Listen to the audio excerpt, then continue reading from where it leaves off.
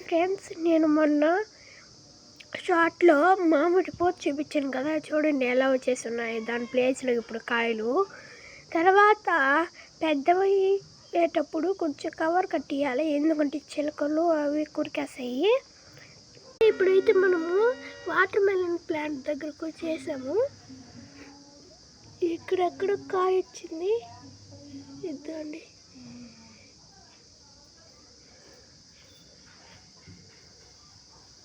ఇవన్నీ చామంతి చెట్లు.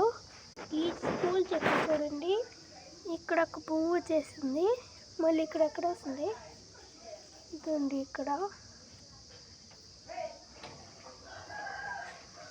ఇప్పుడే స్టార్ట్ అవుతుంది. ఈ జామ చెట్లో, నేరేడు చెట్లో కూడా, టెంకాయ చెట్లో కూడా కాయలు ఉన్నాయి, కాకపోతే ఎండిపోతున్నాయి.